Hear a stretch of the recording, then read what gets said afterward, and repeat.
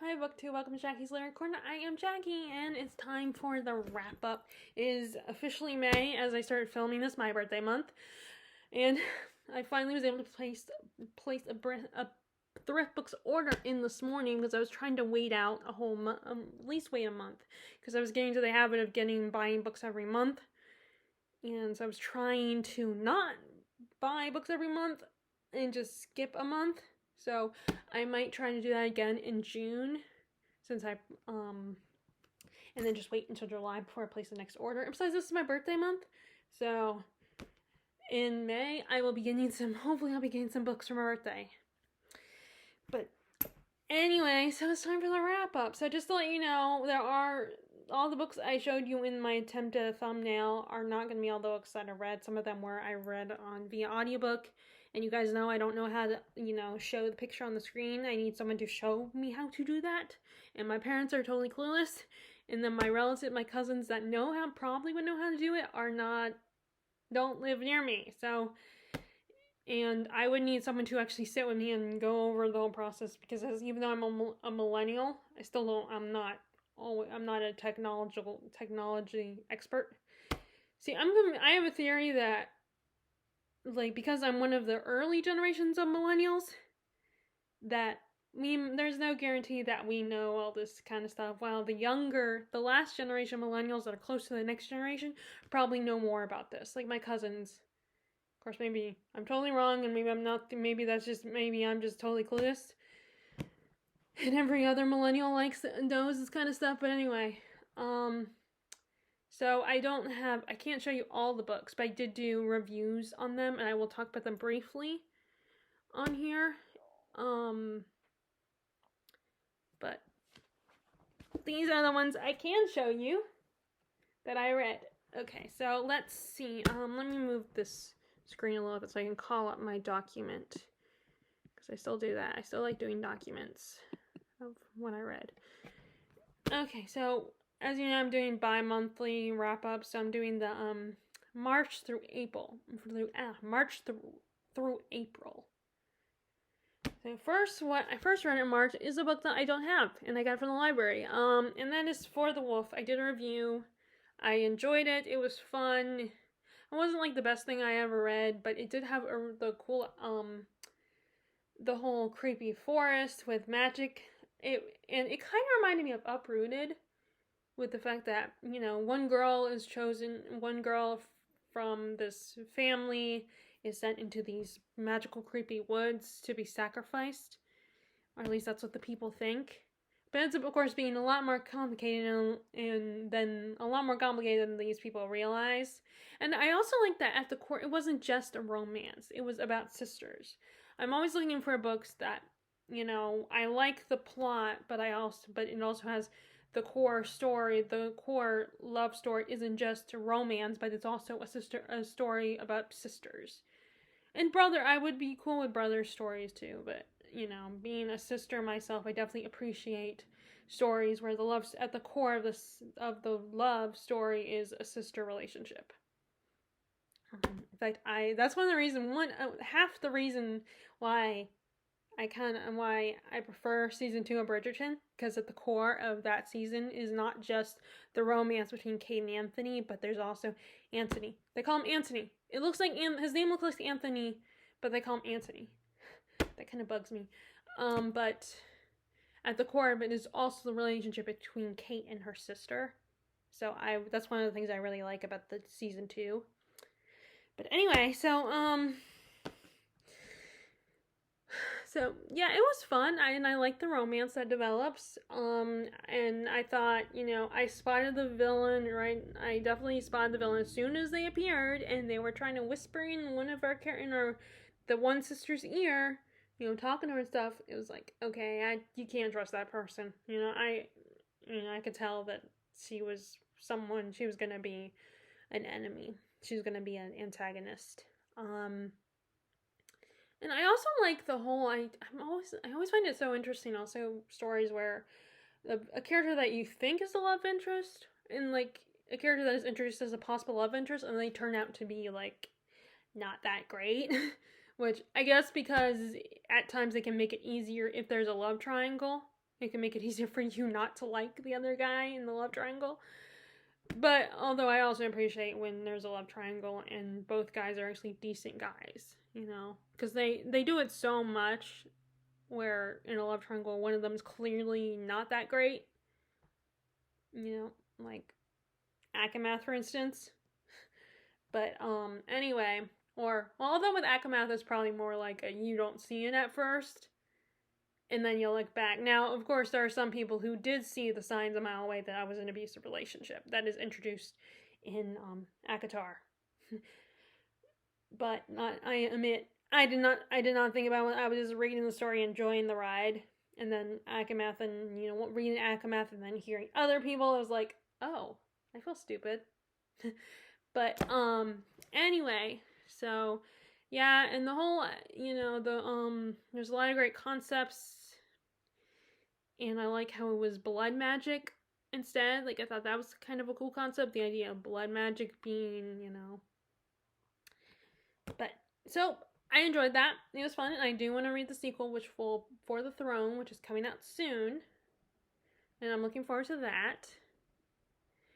And then, let's see, the next book I read and finished in March was The Truth About Harry Quebert, which I have that book to show you guys, because I haven't got rid of it yet, so it has been put in the donation pile.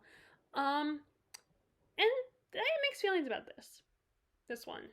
I also did a review of this one because I was going to donate it, so, and I didn't know if I would have donated it by then or not.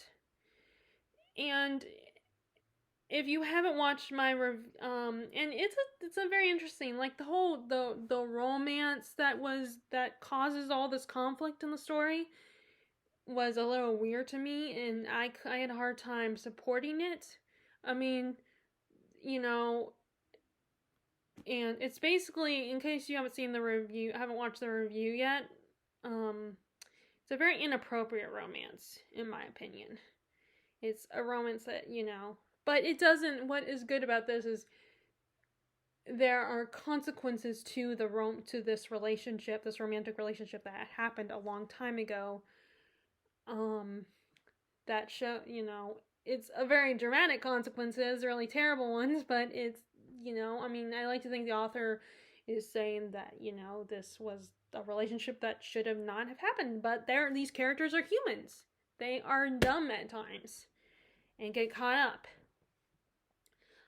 And I feel like the main character got a lot of great character development. They did, you know, this character did grow a lot and learned, you know, like, because they started out as very unlikable and kind of arrogant. But as the story progresses and he sees what his friend Harry went through, he realizes and gets pieces of information, piece by piece, about this whole mystery. And he grows and he realized the whole world does not revolve around him. I also, you know, I'm also a big fan of the whole small town and how small towns have a dark side to them. They're not always perfect. They can seem idyllic, but they're still, the people that live here are still human. They can be selfish, they can be greedy, they can be, you know, they can be mean, they can be hateful, they can be prejudiced still. I mean, in fact, I think there's prone to be more prejudice in a small town than, you know, in a big city or a big community. Especially because people in small towns, you know, oftentimes they stay here their whole lives and they don't go out into the world and see how the world has grown and evolved. Although sometimes it seems like it doesn't evolve enough. But, especially with how we treat people. And so I think, and it was kind of the ending, like, I found out the ending early on, so I kind of breezed through the last part. But it was a bit of a, you know, it kind of fit to me. It kind of made the whole conflict made me feel like still not liking the romance, but that is a step that led to this whole situation that Harry Quebert finds himself in. But it made you kind of understood it a little bit better, at least to me. But maybe other people wouldn't agree with me. But And I also like that it's about writing. It's about writing a book. And and the Harry Colbert does give a lot of advice, like some of the each of the chapters / sections, because it doesn't really, well, yeah, actually it does kind of have, it does have chapters, but each part of it, each chapter or whatever, there's a little, our main character, let me see if I can remember his name, because I do not remember his first name. Marcus, our main character, does like recall Harry giving him writing advice. So I thought that was kind of cool that they had, like, each chapter started with him giving him writing advice.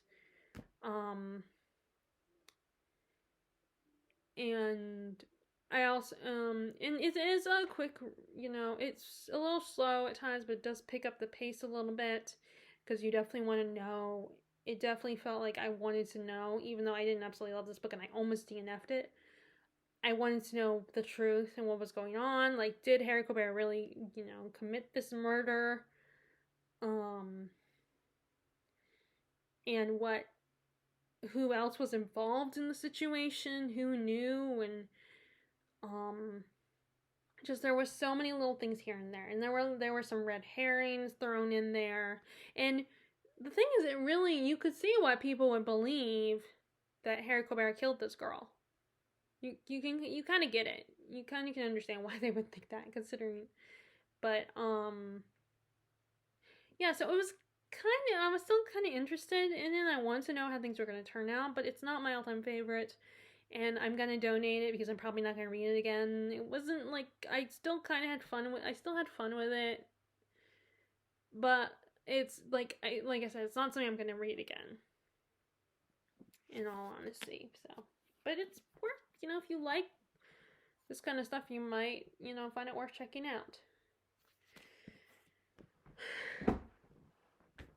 Okay, what's the next book I read? Okay, the next one is another audiobook. It wasn't from the library like For the Wolf was, but it's an audiobook.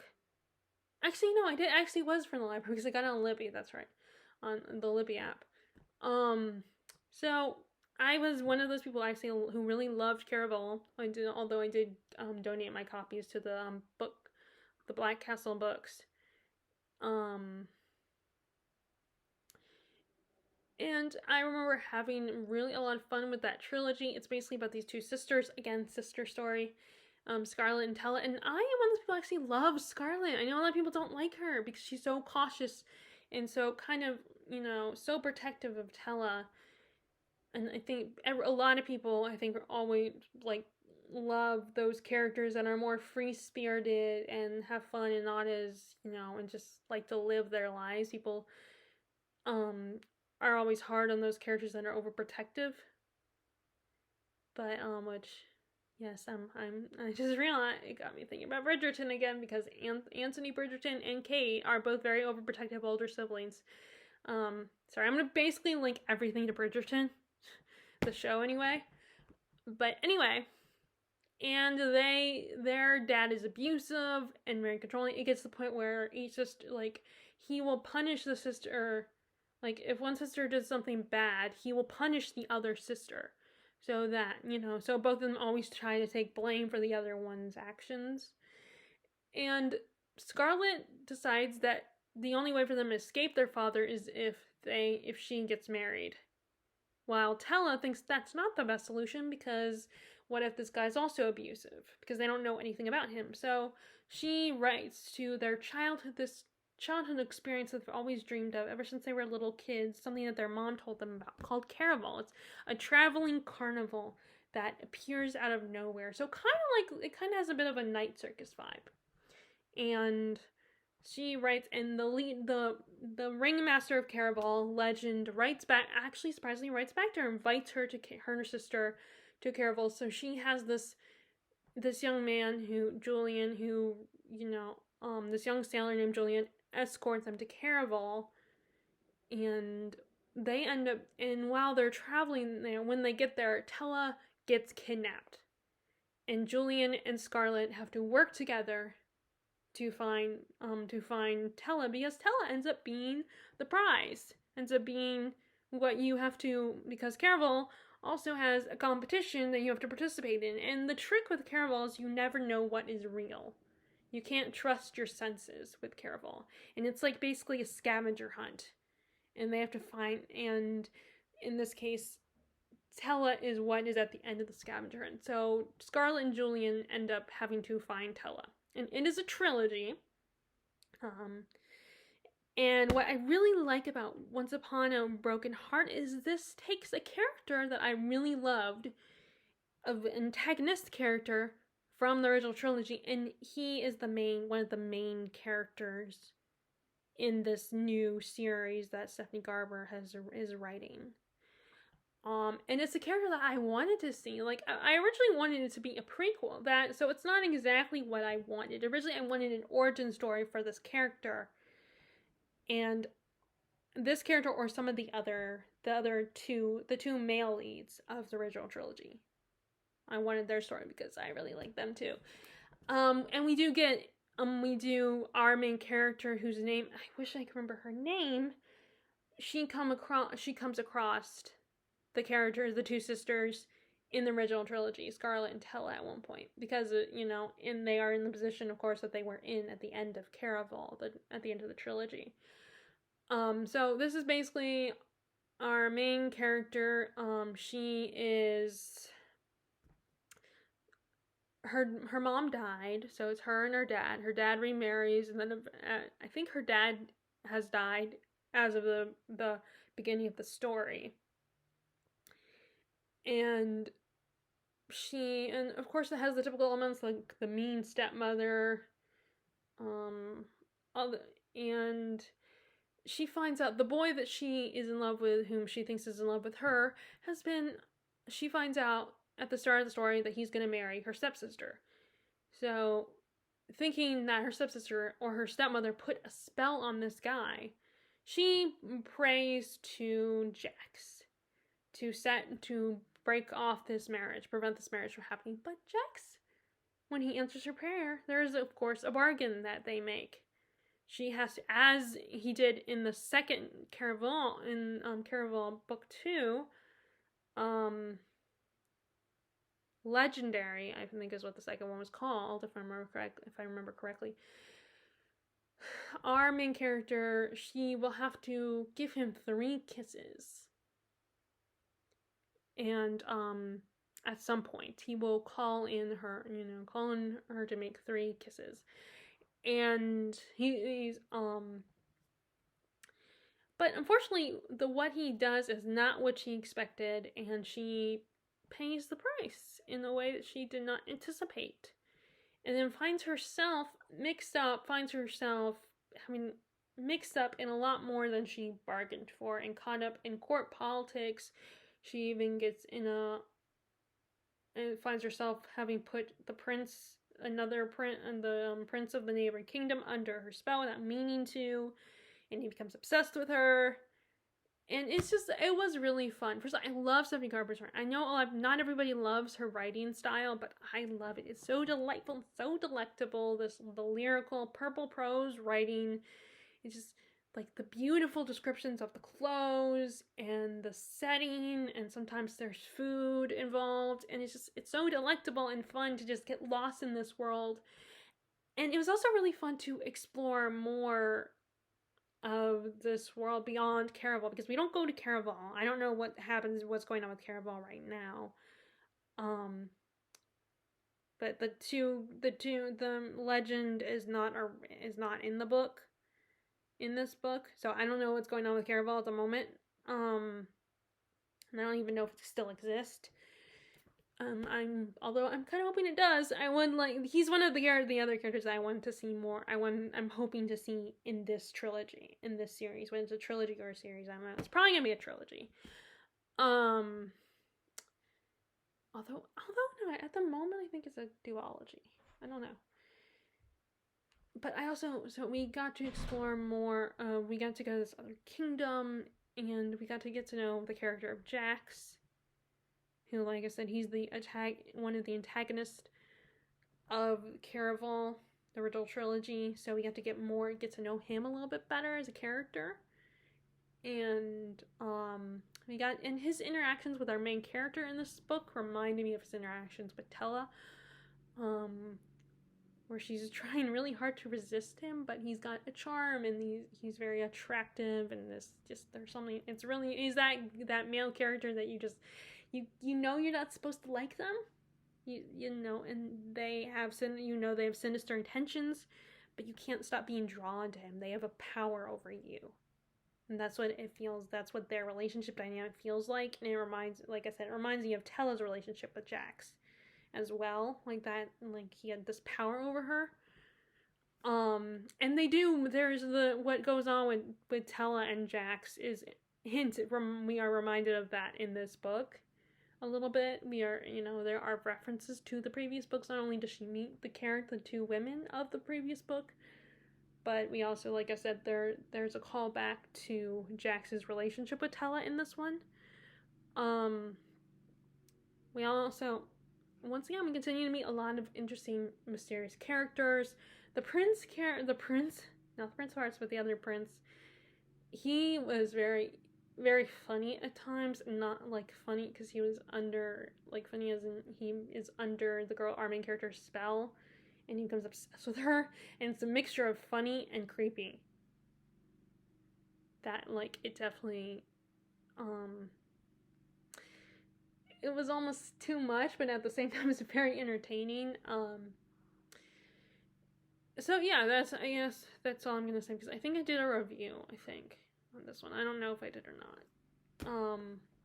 So after that one, finally, I have another book to show you guys, and that is Valet by Charlotte Bronte, which I also did a review of this one, and it's not because I'm getting rid, and no, I'm not getting rid of this one, I'm keeping it, but this was, I think I did a review, maybe I imagined myself doing, because I like to practice talking out my reviews, what I would say in these reviews, so maybe I did, and I never got around to filming it, but I think I did film a review, and this is very interesting. This is a lot more emotional and darker of a story than Jane Eyre. So, and it's really interesting that she starts it with Jane Eyre, and then I think this is the last book she wrote. So, bookends it with this one. Bookends it with Jane Eyre, and bookends it with this one. I thought that's kind of interesting. And I believe that's also partly because she's not in the best place when she wrote this book. I think at that point she had lost 2 of her siblings. Like, or maybe all 3 of them, or, 3 of her siblings, like, she might have only had, or, I don't know, I think, though, she lost her siblings at the, but this was a lot more tragic, and our main character is also a lot more, not as nice. Like, Lucy Snow she's our main character, she's an orphan like Jane Eyre, so she does have a lot of similarities to Jane Eyre. And she's living with her godmother, so she's a little godmother and her cousin, and then this other little girl who comes to stay with them. And she ends up, as an adult, a few years later, closer to adulthood, she ends up deciding to go to France. And she doesn't know the language, she doesn't have a lot of, this is her first time outside of England, I think. And somehow she ends up getting a position, she gets lucky and gets a position as a teacher at this school in the town of Valet, led by this woman named Madame Beck. And it's all about her experiences there and her relationship with the people around her. Like, there's one particular teacher, she has a very complicated relationship with him, and there's a bit of romance between her and him. Although I didn't really like him. He's kind of an ass to her. But it was kind of similar to Rochester. He was kind of similar to Rochester. Although I think Rochester's a little bit nicer than that guy. This guy, actually. Although although it does show that this guy has a soft side. Has a nicer side. Which, that's how people are. Like, you don't always see you see some of their sides, you see a side of them that you don't like, and then you see the other side of them that you do like. I mean, that's how people are. And she does reunite with her godmother and her godmother's son and the other little girl, she's now a young woman. And what's also interesting is, like I said, not only is Lucy not always nice to the reader, she's very snarky and doesn't always give the reader every little detail. She jumps around a lot, so you can't always trust what she says. So she's an interesting, very engaging narrator to her own story, because you almost want to keep reading it because you want to know, like, if she's gonna give you, like, is she telling the truth? Is she going to give you all the information? Or, like, when you do find out some things that she left out, like, oh, I didn't, oh my god, you're surprised. So, she's a frustrating narrator, but also, it keeps you reading.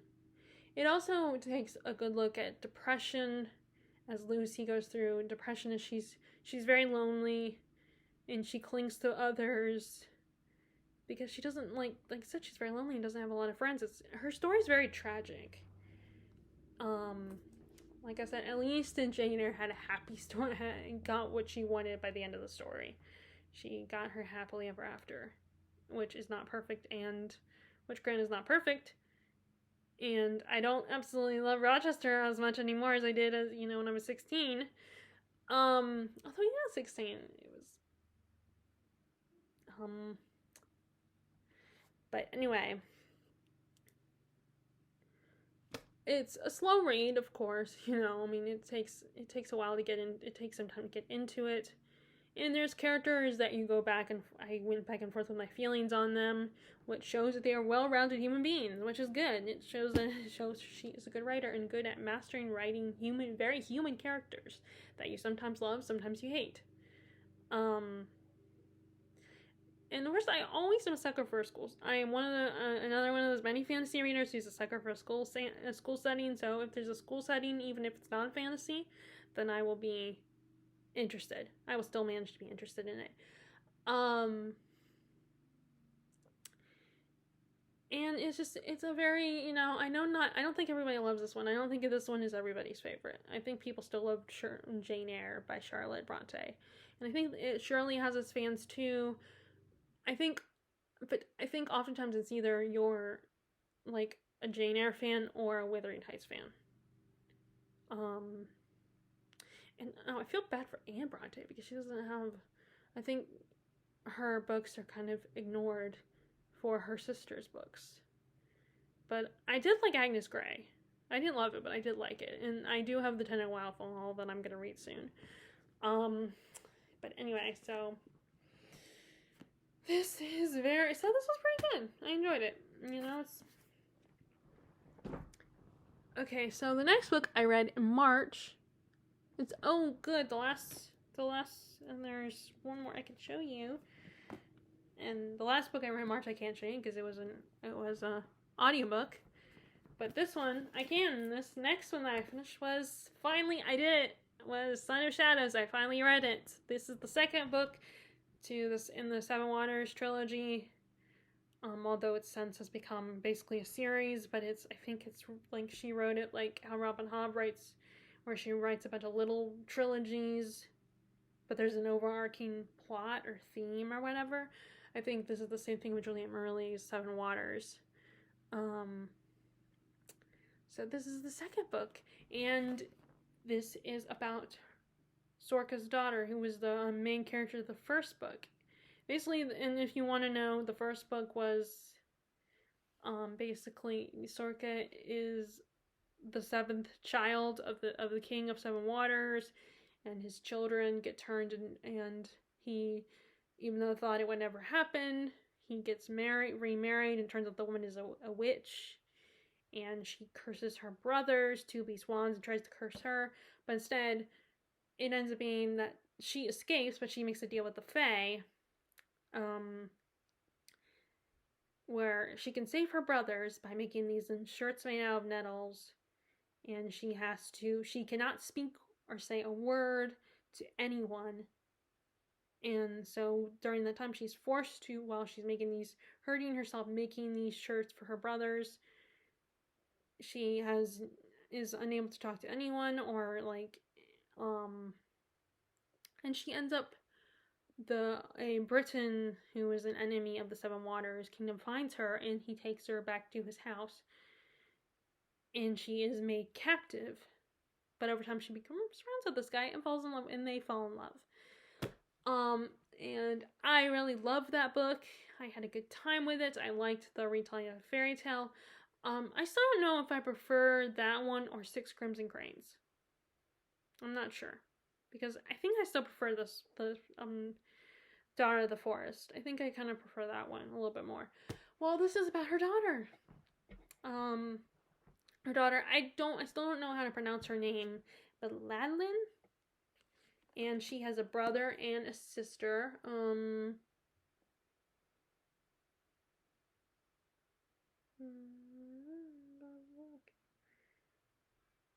Okay, so it doesn't say anything, but she does have a brother and a sister. Her brother will be taking their uncle's place on the throne, Seven Waters throne. He's the heir.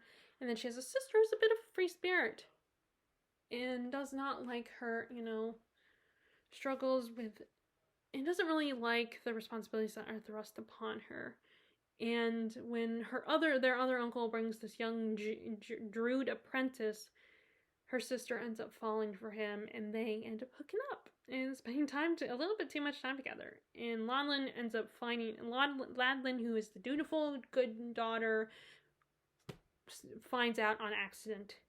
And because she has such a strong connection with her brother, a telepathic connection with her brother, he finds out. And they're forced to tell her parents about her sister's indiscretions, and her parents freak out. And they decide to send her to be married off to the guy that they did not want her, that they had originally wanted her to marry, to form an alliance. And Ladlin accompanies her to meet this guy. And Ladlin actually has suspicions about that her parents. There's more to it. They're being upset about her sister's relationship with this druid than just she had a relationship with a man before she got married, and it was not the man that her family picked. And so on the way, Ladlin gets kidnapped by these wild men who have animal-like names, and it turns out they are a threat to the state, or Ladlin's, let's call him her boyfriend, or the guy that her parents want her to be with, to marry. He has done battle with them, and they consider them an enemy, but she's kidnapped by them, and it turns out that one of their own is injured, and they had overheard that Ladlin was a healer. And so they are hoping she can save their friend. And she gets to know them and actually becomes friends with them, and even shares her stories that her father and mother had told her. And the chief of these people of these wild men isn't too keen on her, doesn't trust her at first. And thinks she has a bad influence on his men. But over time, she wins home over as well. And when they're alone together while his men have to go on a mission, they start to get to know each other and become friends and fall in love in the process. But it is considered a forbidden love, and she ends up getting pregnant with his child. And eventually she is forced to tell her family after she's reunited with them, but she does not want to tell them who the father of her child is, because for obvious reasons.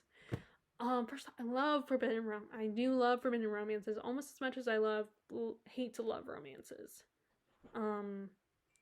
Except for, I'm not the biggest, but except for the ultimate one being Romeo and Juliet, I do not love. I was not a big fan of Romeo and Juliet, particularly the age gap. But anyway, most of the time I love that trope, that romance trope, when I do get into romance. And Ladlin was such a great character.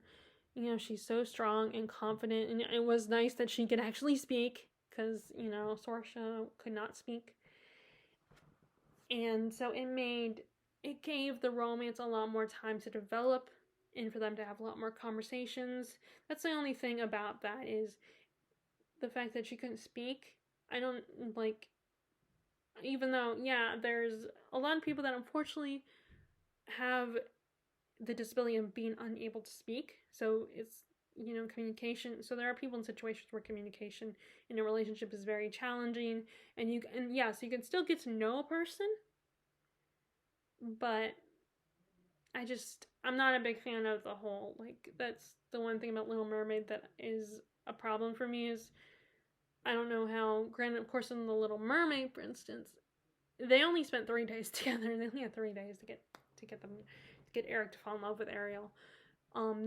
That one was while Daughter of the Forest was took a little bit longer, but still, I definitely prefer this romance, in all honesty. And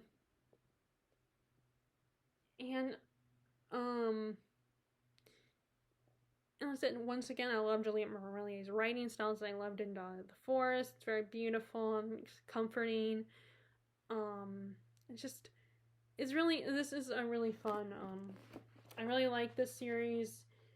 I wish I had the other books in the series that are not in other books in the series in this format, this size, but it's kind of hard to find them. I might have better luck on thrift books. I don't know yet. But at the moment, I just have the other books in the series in mass market format, so I might just go ahead and read those. Read the rest of the series in mass market. But anyway, so this was really great. I enjoyed this second book. And I feel like it's a series that, yeah, you could miss out on stuff if you don't read them in order, but I think you could get away with not reading them in order, because each book is about a different character. There are references to things in the previous books, but if I recently heard, that some people argue that you can watch. I just recently watched a video where they talk about spring things that you can consume in spring, like books and movies and shows.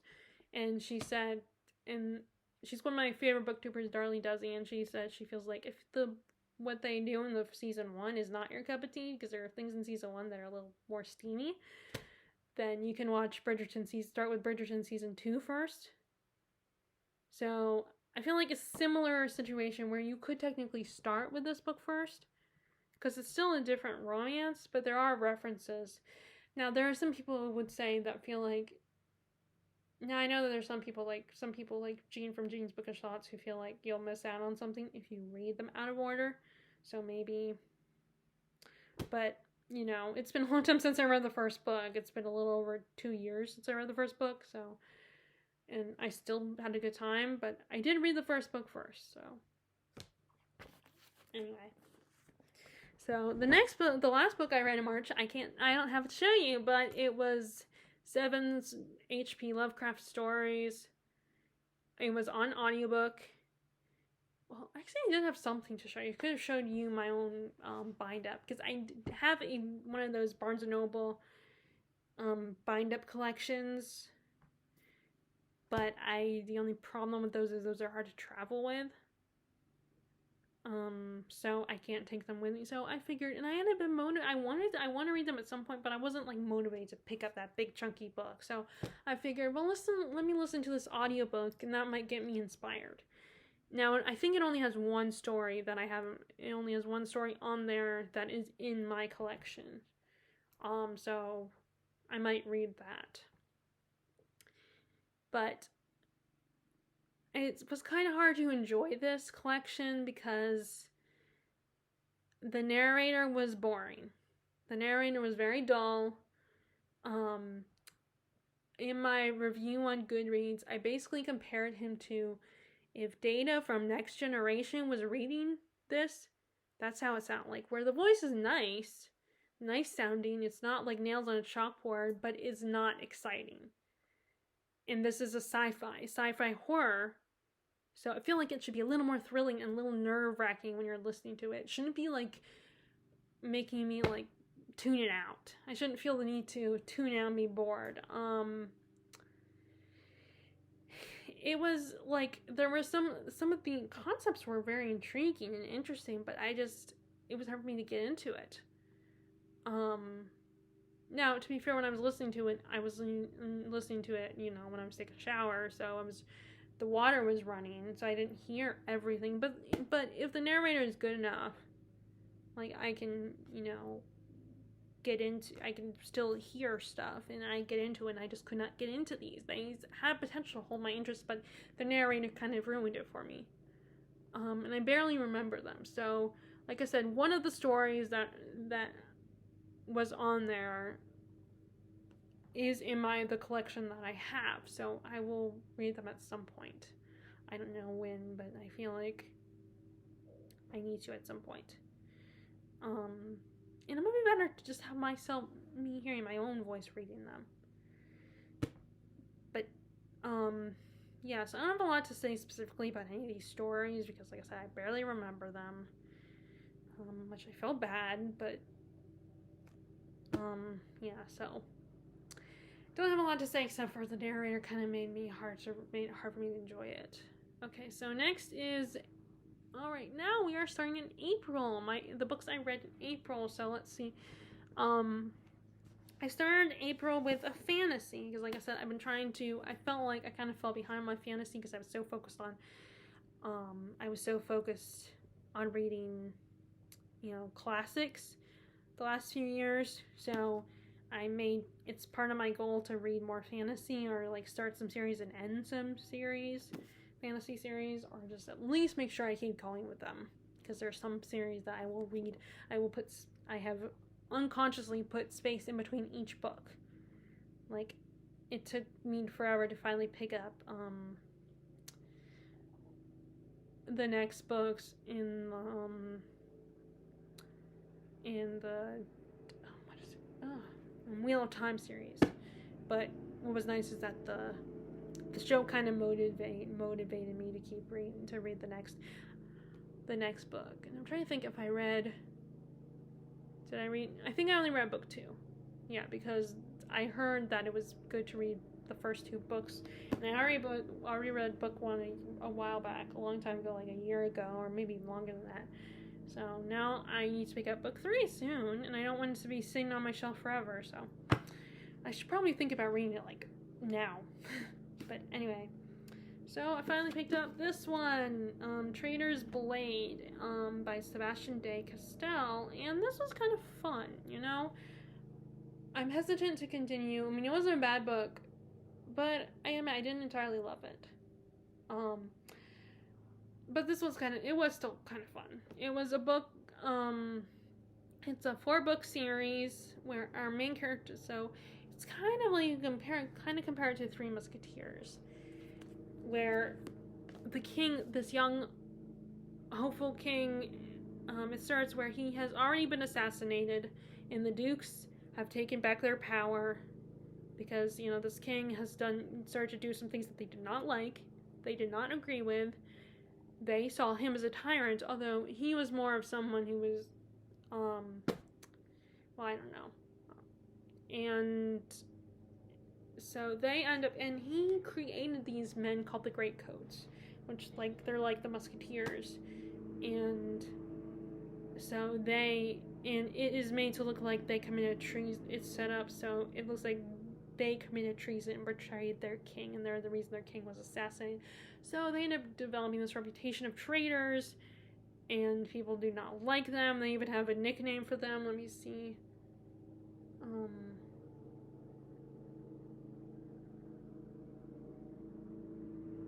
It doesn't say. I don't remember what they called them. But our main character is Falcio, and he was told by the king, he was given one last mission for him to complete. So he has been holding on to that and hoping to get a chance to complete that mission. And the mission has something to do with finding a particular weapon, I believe. And his 2 best friends, Kest and Brasti, are starting to kind of give up. Kest is trying to be supportive of his friend, but Brasti has just given up and doesn't believe in this last mission.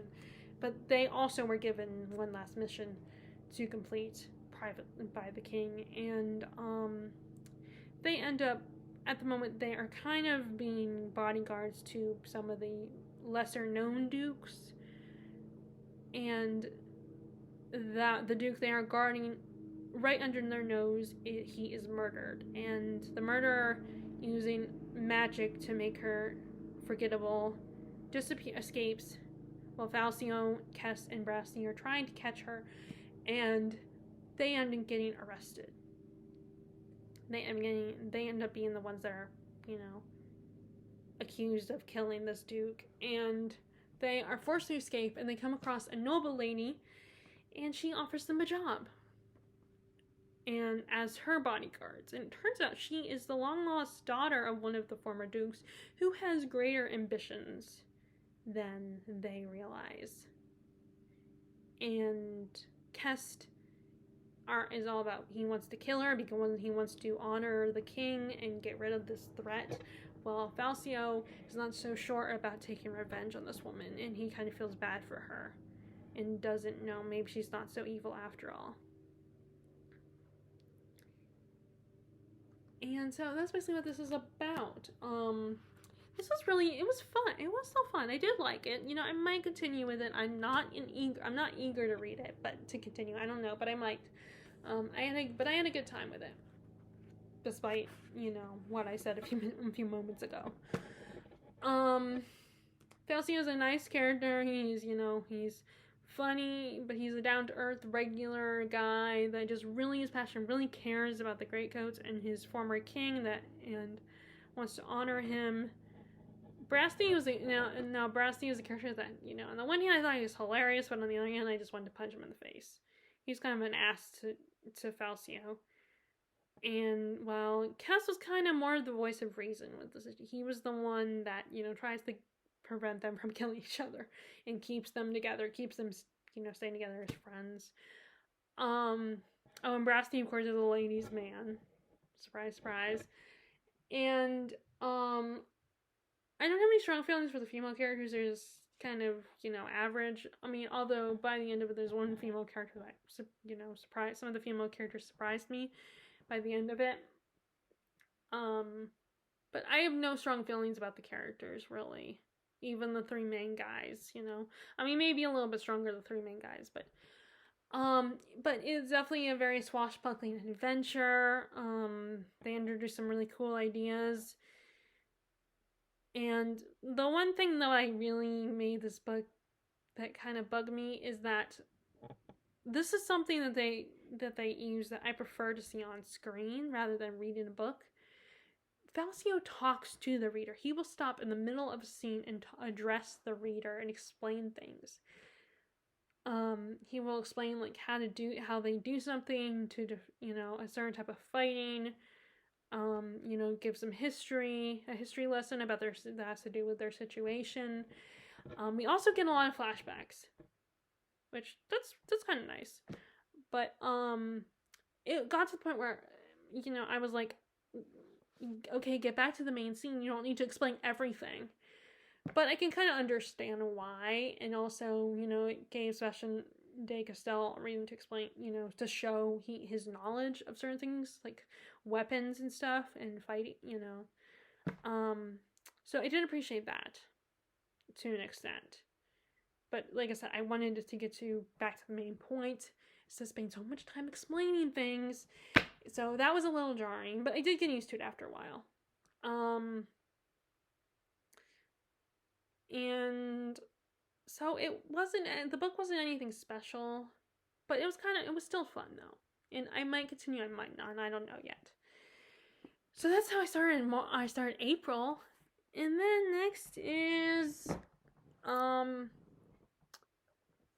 classic. So, and that is Edith Wharton's House of Mirth.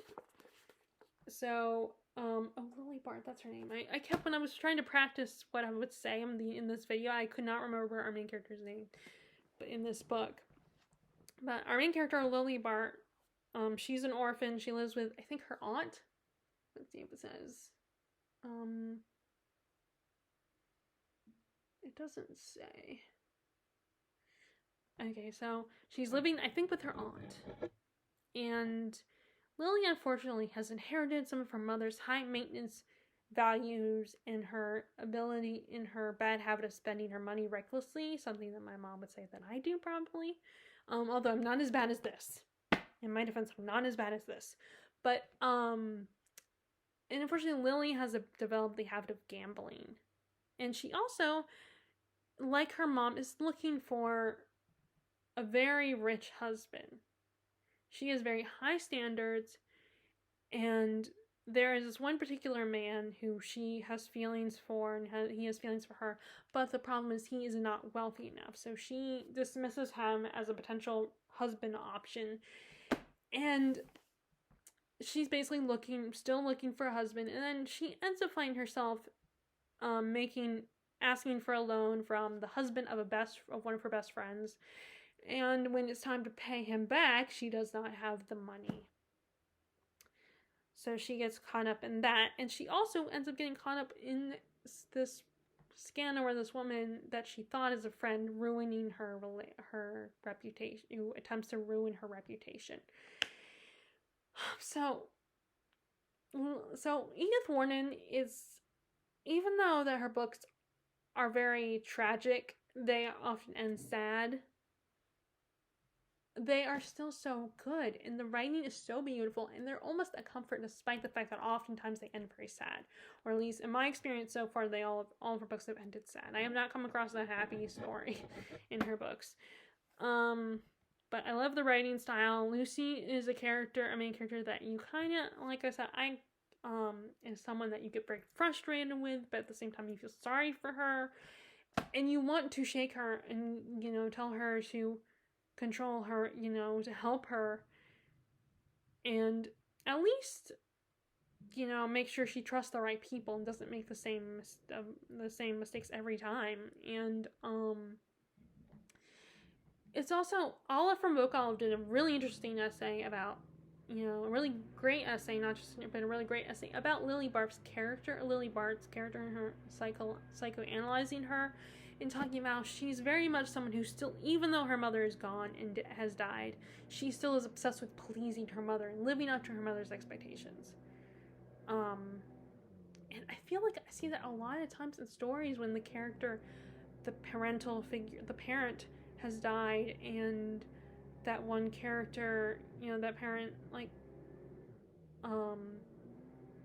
and our main character trying to live up to those expectations to please that parent, even if they're gone. In fact, I've seen that there's 2 characters in Bridgerton that I feel like still try to live up to that parent's expectations. Now, one of them that parent is still a good, deserving parent, while the other person, that parent, does not deserve their,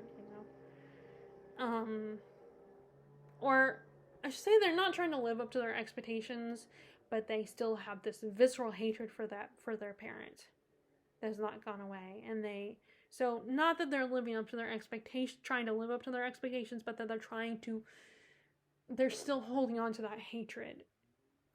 So it's not the same thing, that particular character on Bridgerton, but it's still the same idea of your parent influencing your life, still having a hold on you, even if they're gone, even if they passed away. So yeah, I don't have a lot to say about this, but I did enjoy it. I always have a hard time with these kinds of books where there's not a lot going on in the plot. And it's kind of there's kind of a character-driven story going on here. But yeah, check out Olive from Book Olive's video essay on the character of Lily Bart. It's really interesting, look at Lily Bart's character. So yeah, if you're interested in that book, check out that video essay as well, by Olive from Book Olive. Okay, so next, obviously I do not read, obviously I'm sure you can tell already that I did not read a lot in April. That's partly because of Bridgerton. But next is an audiobook, so that I don't have, and that is Realm of Dragons by Morgan Rice. I listened to this on audiobook. This one I actually like the narrator. This is one, I don't have a lot to say about this. Not that it was bad. It was fun. But it wasn't anything special. I had a good time with it. It's basically has a lot of the typical fantasy elements, although it was nice that the female characters had bigger roles. One of the female characters wanted to be a knight. So this is a medieval inspired setting. It's one of those stories where there was once dragons, but the dragons no longer exist to the point where people don't believe in them anymore. We are first introduced to the character, this young boy. I do not remember his name, and well, actually, I guess I can look on Goodreads, but anyway, and he is the son of a blacksmith. His dad is really hard on him, and then one day, while he also wants to be a knight, and so during an encounter, he ends up trying to defend his friend against the prince while they are both at the place. Sorry, I'm tired, so I can't think of the right words, but the place where they make the swords and weapons and armor and all that stuff. He has an encounter with he ends up defending his friend against the prince, one of the princes, and ends up discovering he has magic. And also while discovering that, he finds out from his parents that he's technically adopted, and his parents, particularly his dad, are afraid of him. And so of course it's still a story of a main character seeming innocent, but actually they are more than what they seem, and they don't even realize it. And then we also have the point of view of the royal family, and like I said, one of the princesses wants to be a knight also, and you have one princess who has the scale sickness, and her father tries to hide it from the public because he knows that either she'll die or she'll turn into a monster, and he knows that the public will want her gone. They will want her banished from the kingdom if anyone finds out. And then there's another princess, and his another daughter who is going to be marrying a prince from a neighboring kingdom they want to form an alliance with, but her brother has heard some things about her fiancé and that he has a bit of a reputation. But the princess refuses to believe that and wants to go through with this marriage. And then in the book, that's where their story starts, is preparing for her wedding, and the prince from the neighboring kingdom is arriving so they can have celebrations for their upcoming nuptials.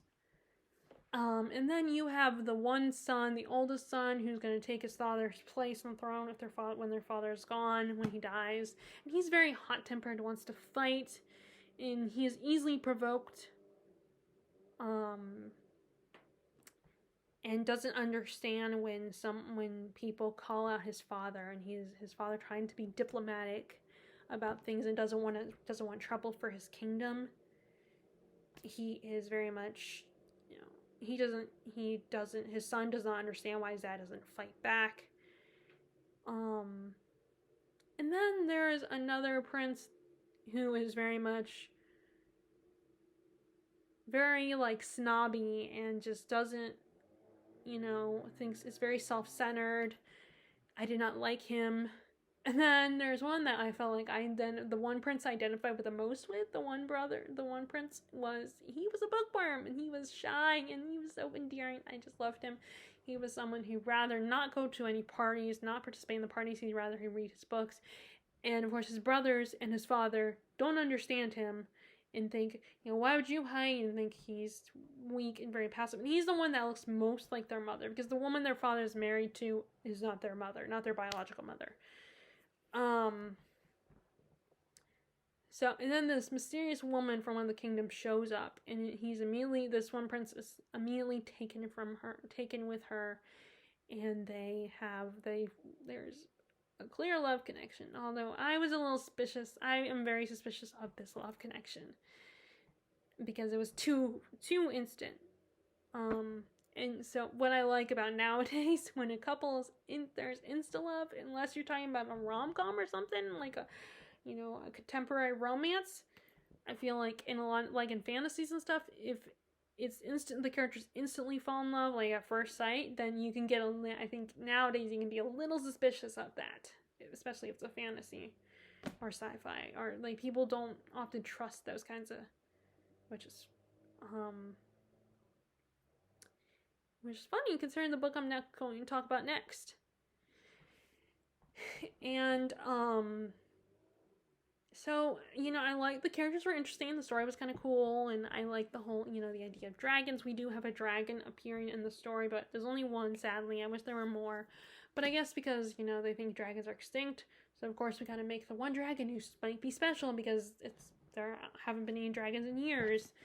And it definitely sets up for you to continue the story. It definitely ends on a cliffhanger where you don't know where the story's gonna go.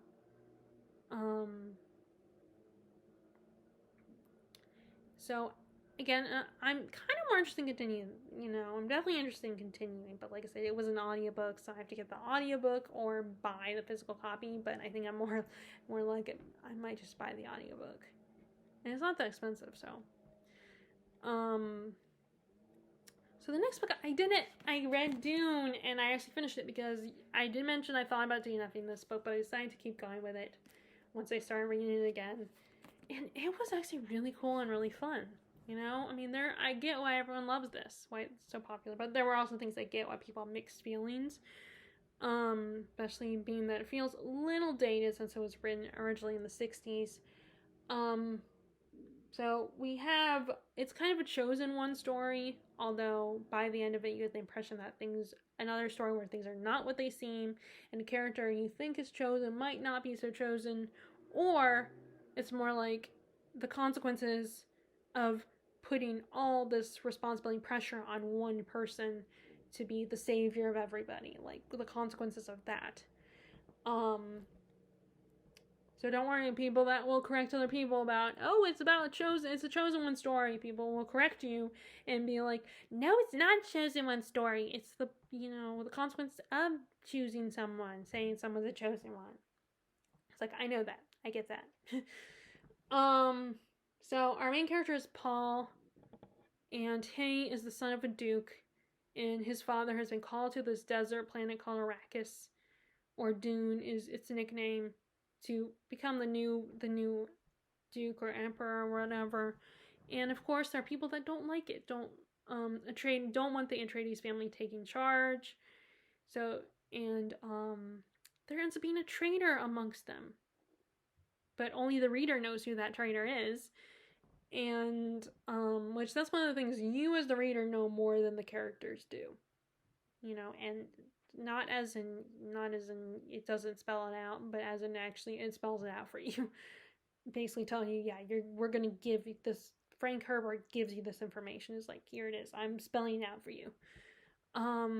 Which is interesting because I think Frank Herbert, he will spell things out for you, but he will not hold your hand when he throws you into this world. So they end up, their father, the Duke, ends up getting assassinated, and his mom, Paul, and his mom Jessica are forced to flee into the desert where they could die, where there's sandworms that could eat them, and they want to form an alliance with these people called the Freemen, who are, basically the desert people of this world. They know how to survive in the desert. They know how to appreciate water, and so there's a lot of political turmoil in it, a lot of political intrigue, a lot of characters fighting for power. There's also interesting looks at religion. Like, Jessica is part of a religion, and they're the ones that say Paul is the chosen one, that he is meant for greatness, that he is meant to be the savior. And so I definitely want to see that explored a lot more in Dune Messiah. I'm hoping in the second book. And now, I enjoyed the ride, but I did not like Paul's main character. He was kind of boring. I'm sorry. I just could not get into his character.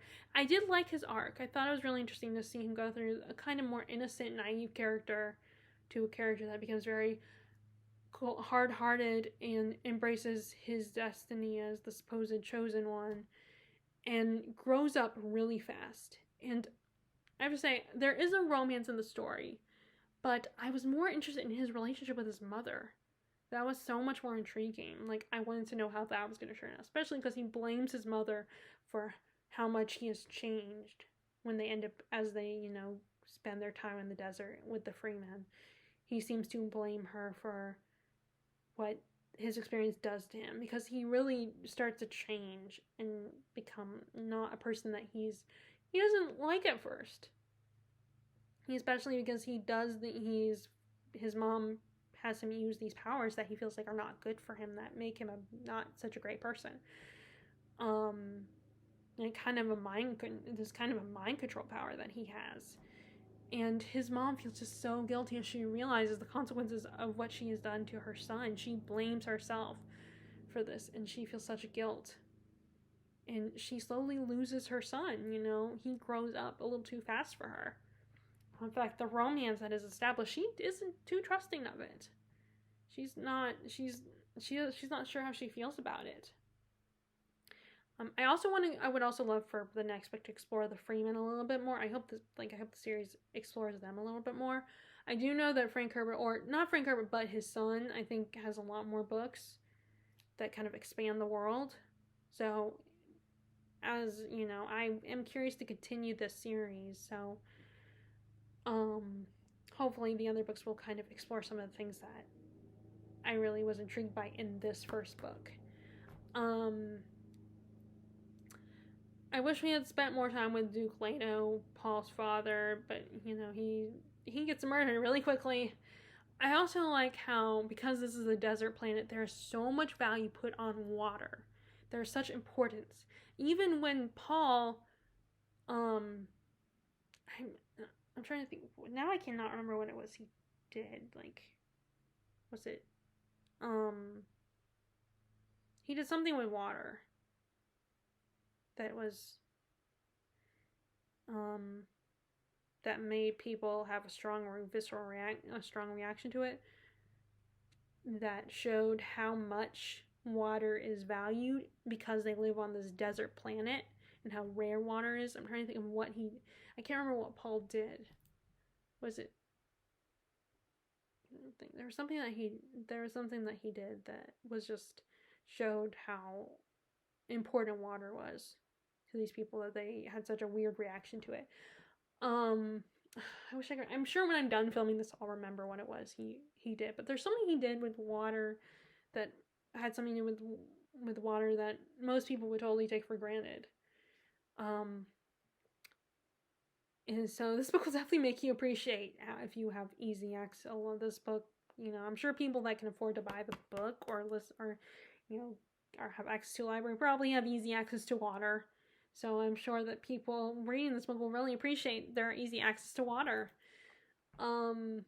Which, talking about now and talking so much in this video makes me thirsty. So when I'm done filming, I'm definitely going to get a drink of from my water bottle. So I wish I could remember what it was he did that made them have a strong reaction, made the Freeman have a strong reaction about water. Now, the one thing that did bug me about this was the writing style. Like I said, Frank Herbert really tells you exactly what the characters are thinking throughout the whole book. It's like, oh, okay. You hear every character's thoughts the whole time in the book. And I am not used to that. So it was a little bit jarring, throwing me off a bit, hearing every character's thoughts to the point where the reader knew everything that the characters did not know. We knew who the traitor was. We knew what every character was thinking. We knew when characters were in danger, when a character was threatened. And in most cases, you have some suspicions, but I feel like you don't know 100% if a character is a bad guy, if they are untrustworthy. I mean, you can assume that they are, but it doesn't spell it out for you. But this one, Frank Herbert spells it out for you, which it's funny because, like I said, he throws you in this world, so he doesn't hold your hand as far as world building goes, which the world building is amazing. This world is just such a cool concept, and like I said, the whole water is very important to these people. I also like the sandworms. I thought they were cool and scary. But as far as, at the same time, he tells you exactly what characters are thinking all the time. It's like, okay, we get it. we get it. This character is a bad guy, or this character is this character has betrayed them, or Paul's angry at his mom, which I felt, that was the other thing, is I felt so bad for Jessica, because she loves her son, and Paul was just angry. I mean, I understand why he's angry at her, but at the same time, I just feel bad for her, because I think she loves her son, and she means well. In that relationship, I'm more interested. Now, the next movie, because I watched the first one, I thought it was good, did the job. But I think the sequel will explore more of his time with explore the parts where he's with the Freemen. So I think maybe seeing Timothée Chalamet and, what is her name? I cannot remember. No, it's not Zendaya. Yeah, it is Zendaya. Yeah, and seeing Zendaya play the two characters maybe will make me more invested in the romance. But yeah, at the moment I'm more invested in his relationship with his mother, Jessica. But yeah, it was good. It was fun. It just took me a while to read it, but it wasn't too bad. It was entertaining. And I'm glad I kept going with it. Okay, so the last book, I don't have it, but I also did a review, and that's The Part of Your World, The Little Mermaid Twisted Tale. Like I said, I liked some of it, but I didn't love it. Like, I didn't want the people that didn't love this book to be right, that I wouldn't love it, but they were right. I didn't. I did like how Ariel grew a lot. Like, I do agree with the people. I can see, like, I kind of agree with the people that said that in the original movie it feels like Ariel didn't grow, because she still gets her happy ending. Which, yeah, you want it to be a happy ending for her, but like, they weren't going to end the story sad, and, unlike the original fairy tale, it's like, she doesn't really learn her lesson, but at the same time, it's like, well, of course they're going to end it it's going to end happy. Why, of course she's going to get her Prince Charming. And, which, there was a good video essay on Little Mermaid, and how, in a way, I don't know if it was The Take or some other person, where they did this video essay saying, and I want to say that they said that King Triton is more of the main protagonist, because he's the one who learns a lesson and is able to let go and grow as a character, which is funny, because in Part of Your World, Ariel grew, but I feel like he did not grow. He didn't get a chance to grow as a character, because he spent the whole book as the the seaweed looking creature. So we don't spend as much time with him in Part of Your World. Like I said in my review, I like how we get to explore both kingdoms a little bit more. In Part of Your World, we also get to see Ariel in the position of taking her father's place on the throne, and see her learning from that and realizing the kind of pressure her father's under, the responsibilities he has.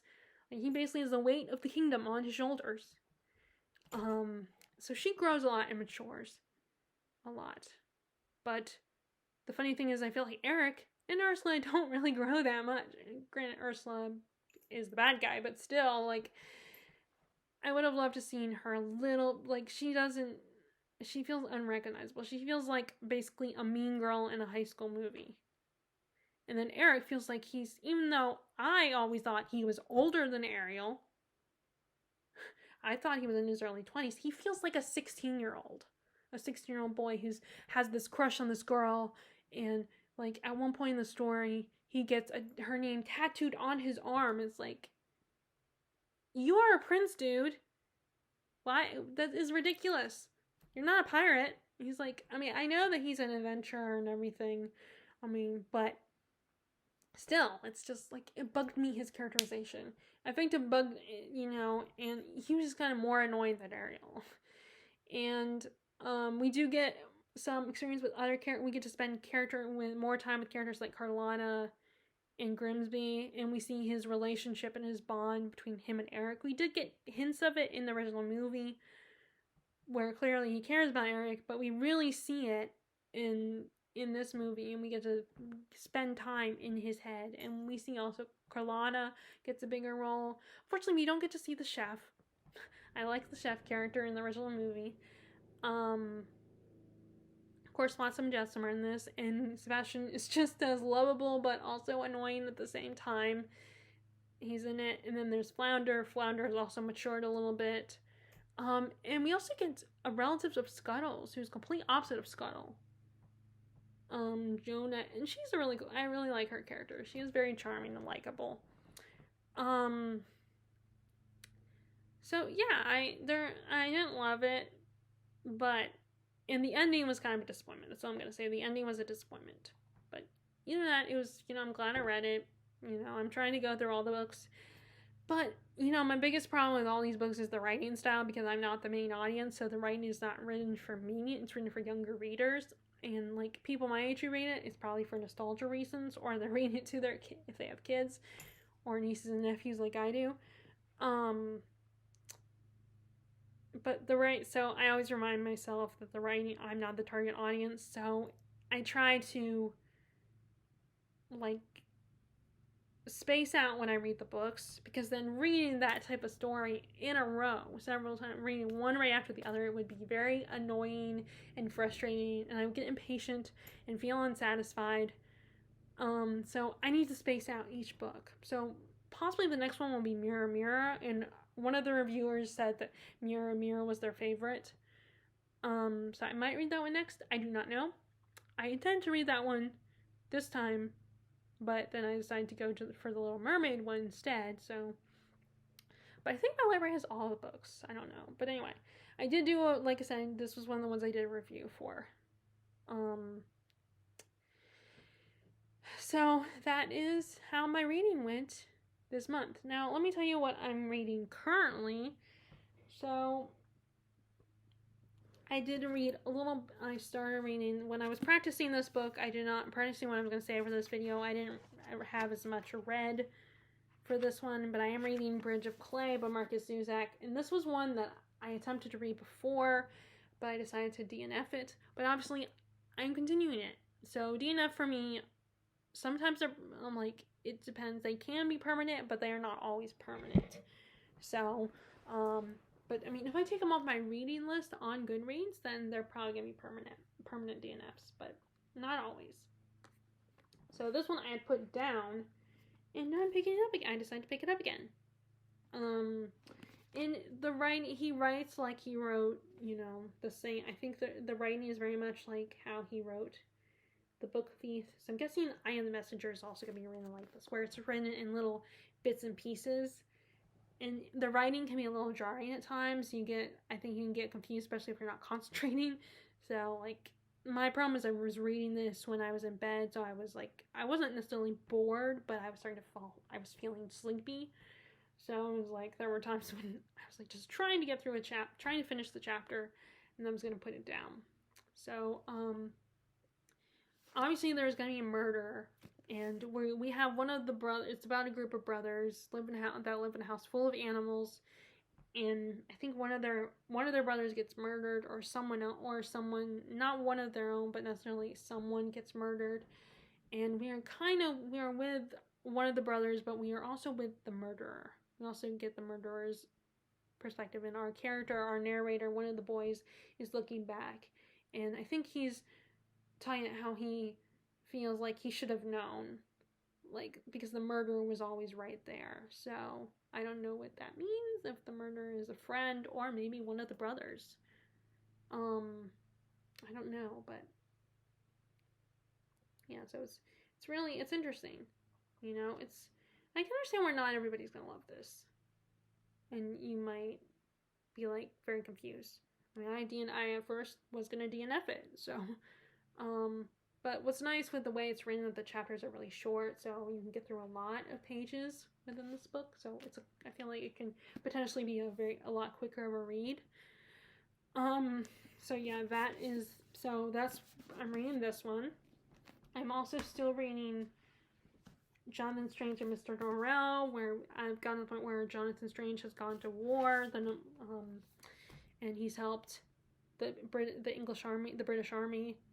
And some of the things he does are kind of funny. Like, he uses his powers to, like, move the river, or just the river, so that the French, ruin the French's path to get to something, either to get to the British or get to something else, I don't know.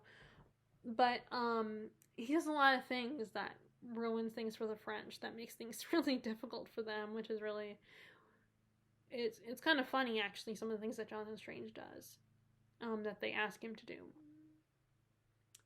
And, oh my god, I feel so bad for his wife. I mean, I thought Jonathan Strange would be better, but as the story progressed, we realized he's not much better than Norrell. And, oh my god, I feel so bad for his wife. His wife is just so impatient and so patient with him, and she wants him to fulfill his dream to become a magician. She's very loyal and loving and supportive, but then she's constantly having to worry about him. Jonathan Strange is constantly getting himself into trouble. And at one point in the story, to prove himself, he goes into this other dimension through a mirror, and he's like, oh, this is so cool and fun and stuff, and his wife is freaking out, worried that he's going to get himself killed. Even Norrell doesn't approve of him crossing through into this dimension. And, which is funny that they agree on that, because Norrell does not like him being married, does not like Jonathan Strange being married, and I think it's because he probably feels like his wife would hold him back.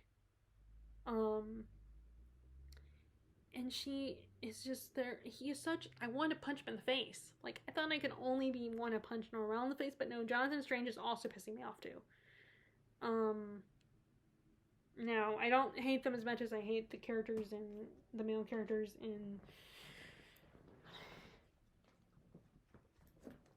in this book. I hate the male characters more in Pillars of the Earth, which I would get to in a minute. But it's so good. It's basically, like, I feel like Susanna Clarke was very much inspired by Charles Dickens with the writing style. We also spent a lot more time with the fairy that has been using Lady Pole and Stephen Black. And the fairy, it's so funny because he really sees Stephen Black as a lot more noble and more worthier than the rest of this world, and wants him to put him on the throne. So at one point when he is trying to lure the king into the fairy realm and like do something, keep him there or do something with him. And the king it's during a time when this particular king was, I guess he was sick, and they thought him mad, and like maybe he had what today is considered Alzheimer's or dementia. I don't know. Actually Bridgerton is the same. I think Bridgerton is the same time period, so I think it's the same king. But he is like, so he tries to lure him, and then he knows that Jonathan Strange and Norrell are a threat to him. So he also tries to lure Jonathan Strange as well, and uses music and puts thoughts in his head about how his wife is not worthy of him, and Norrell is holding him back. And it almost works. He almost is lured into the Fae realm. But it's like really interesting to see how he kind of forms a connection. Like, I like how in historical fiction when we see a character that is ill like this, and there's the main character kind of sees that the way people try to cure this character, that he or she is like in their thinking is above and beyond their time, and actually sees that there are other methods to help this character, that the way that a lot of people in this time period would help cure madness is outdated and not a good method. Like, these people think they need to isolate the king, and I think isolation is often worse for people like that. I think they need to be around others so they can be grounded into reality again. Or at least help. Hopefully, if there is a chance that they can be helped, they can be brought back to reality. So that, it's definitely interesting, and you see there's the slow building up of tension between Norrell and Jonathan Strange. Like, they have very different ideas about how things should be, how they view magic. And Norrell is that person who's like, he likes his ego soothed, and he always likes to be right. He doesn't like to be contradicted. And there was one point where Jonathan Strange was like, tells him, you said something different.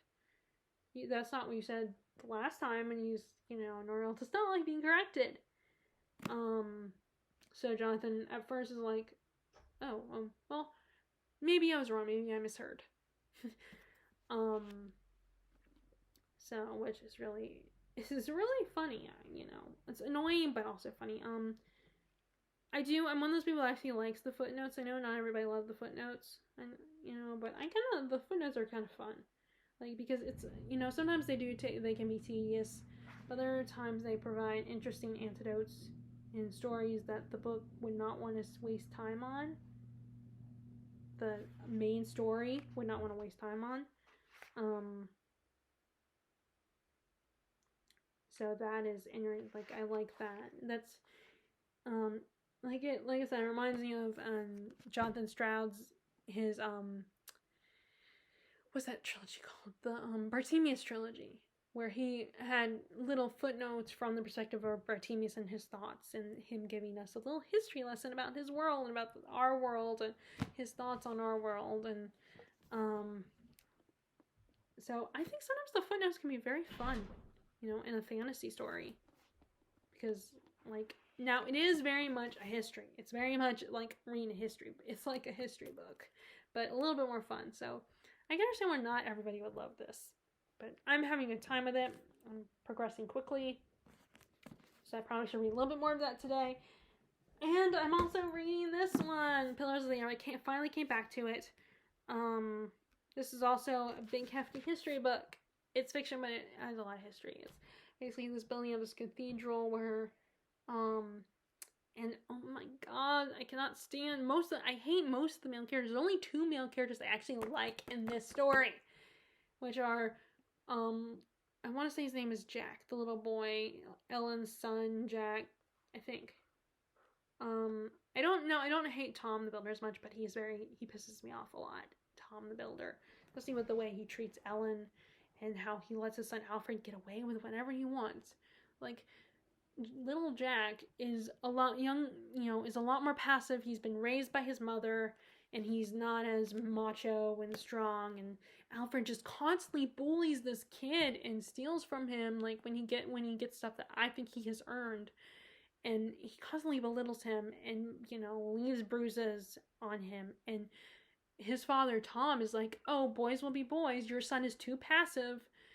And it's just like, no, you need to monitor your son, because he's going to grow up and always be a bully. He'll be no different than Hambly. This is another male character I cannot stand. The only difference is his status in life. And, like, the only other male character that I actually like is Prior Philip. He's such a good, normal, moral person. He really cares about this church and is spreading the word of God, and he's not just hiding behind religion for his own ambitions. He just cares about this church, and he cares about God. He has such strong values, you know. And yeah, there's, of course, as a modern day woman, you know, some of these things, like when he finds out about Ellen and Tom living together and they're not married, he's like, this cannot be, we need to send her away for a period of time, and then she can come back, and if she wants to be with Tom still, they will get married. And Ellen is not happy about that. And she does a really funny thing where basically she literally pisses on them. And of course the men think it's amusing, because it's funny to see this woman acting this way, like acting like an animal. And she ends up, like, leaving Tom after she finds out that, oh, we can't, you know, they're saying we can't be together because we're not married. And and I would be pissed too. I would piss on them too, you know. I would be, well, actually, no, I wouldn't be that brave. Especially, and I think at this point, what made it easier for her to leave Tom was also, even though she loved him, she didn't probably knew that her son needs to come first. And the way Tom lets Alfred bully her son was just, I think that is enough motivation for her to leave. Because she essentially tells Tom that. And Tom sort of realizes his mistakes, and how, but at this point he won't stand up and, you know, punish his son. Which at that point needs to be punished. He needs to realize that he's not the king of the world. He does not have a right to treat women the way he does, or not women. I'm getting him mixed up with the other guy. He does not have a right to treat Jack or his sister the way he does. And then, but like I said, other than that, Prattville is such a good man, and he really cares. And you feel so bad for him when he finds out that he's being played by the abbot, and the other abbots. You just feel so bad for him because they take advantage of him. And they see him as gullible and try to take advantage of him, and because of their own ambitions. And then there's the other characters, the Hamleys, and oh my god, their son, the young lord, he is such a pig, and he just reminds you of why most men are trash. He has got the hots he still wants to have the woman that they were trying to get him to marry. And his father, the girl's father is seen as a traitor, and he's banished. And they go to the Hamleys want his home, and Prior Philip, because he wants to make sure the church gets built, he makes a deal with them, and unfortunately, the consequence of that deal, like, he thinks the Hamleys are lesser evil, is that Lord Bartholomew's children are still in there, and I don't think he thought about that. He didn't realize that.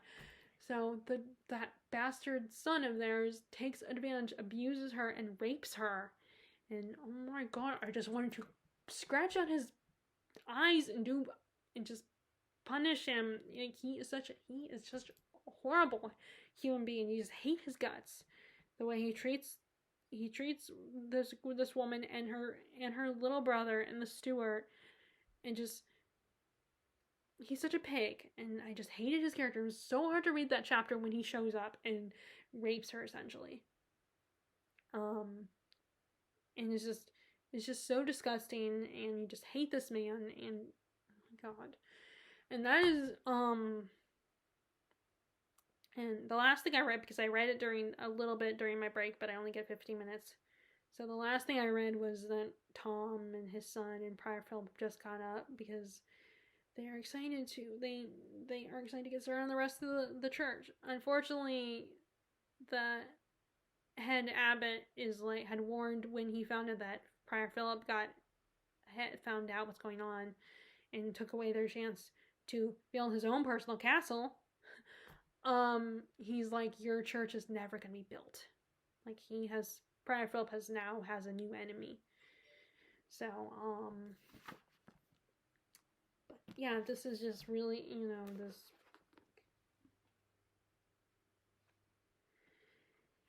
But yeah, this book is just really, this story is so interesting and, really intriguing. I'm excited to see how long it's going to take them to build this church. And what history we're going to get. Because it's basically, they're using the church as, you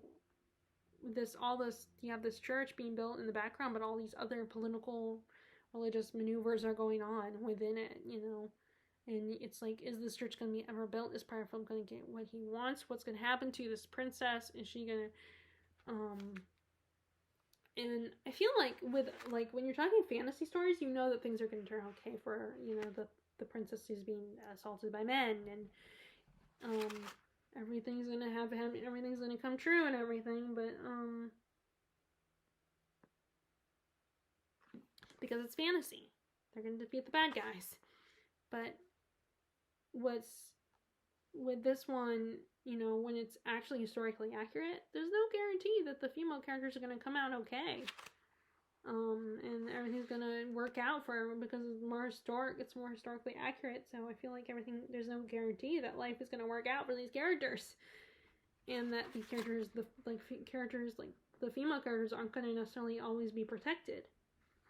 Like, I think it was even worse. Like, at least in the Regency period, there was some form of protection for female characters, and they had some, men had a tiny bit less power. It was still a man's world, but it wasn't as bad as it would be in a medieval setting for women. Either way, I wouldn't want to live in either period. I like reading about it, and I like reading for when they have romances in these stories and stuff like that, except for, I do not like Tom and Ellen's romance. I don't support it because I feel like he got over, and clearly we find out later that he hasn't entirely got over Agnes. In fact, he regrets it, that he quickly jumped into a new relationship.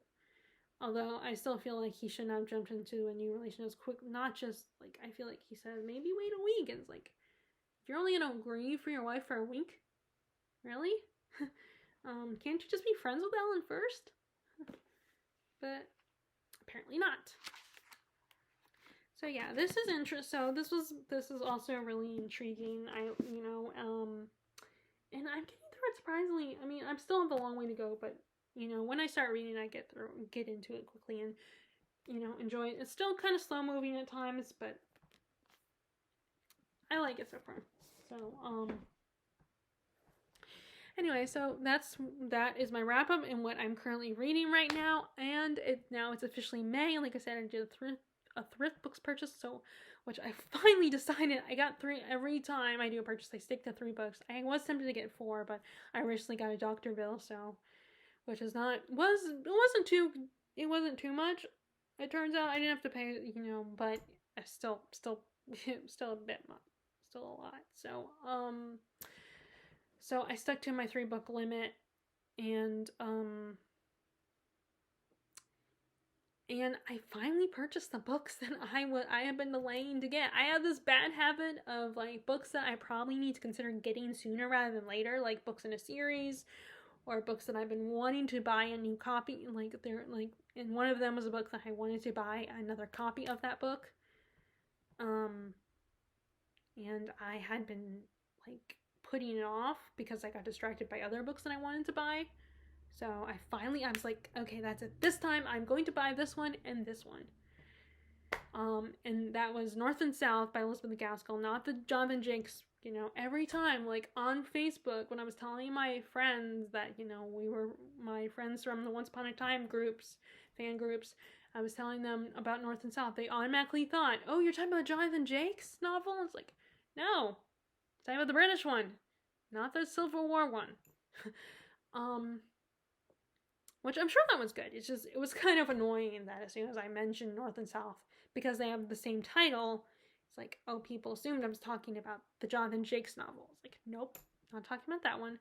And it made me think, oh, people aren't familiar with Elizabeth Gaskell as much as I would like them to be, but it turns out, it's not the case. So I finally rebought it because I like that one a little bit more than Pride and Prejudice. I love Pride and Prejudice as much as everybody else does, but, now, I know this is blasphemous, though, but as much as I love that one, it's not my favorite Jane Austen. I think that goes to Emma. Although I'm gonna reread Mansfield Park soon. Like, I might read it in July, I don't know. I might reread it now, because I would like to try to put in more effort to participate in Jane Austen July, because I have some more, of her books, and actually, no, I don't have more of her books, but I have not read Northanger Abbey. And then I also I got some Jane Austen nonfiction, and then I got finally found Janice Hallow's The Other Bennet Sister. So made me almost think I should have given the Death at Pemberley another chance, but it's like, I always ask myself, do I take the time and read this book, or, will it be worth my time? And sometimes I wonder if maybe just because other people have put in reviews, because like my friend Larissa did once say that I feel like you can't necessarily go by reviews, because just because you like something, just because someone does not like something doesn't mean that you're not gonna like it. But sometimes it just, because I'm trying to decide books I want to donate and take off my shelf, like, it's like, I'm trying to decide, do I keep, like, is it worth keeping, is it worth the reading and keeping to read for later? And I just wasn't as excited to read it, which I feel bad because it was a gift from my sister. But anyway, so, what was I gonna say? So I have some books to read for Jane Austen July, so I think I want to participate in that. Anyway, so I'm going to stop talking now and let you guys go, because because I just noticed how this video is getting really long. So if you guys like this video, be sure to give it a thumbs up. Click subscribe if you're interested in subscribing to my channel. And I hope you are enjoying your reading, staying healthy and happy and safe. And I will talk to you all later. All right, bye.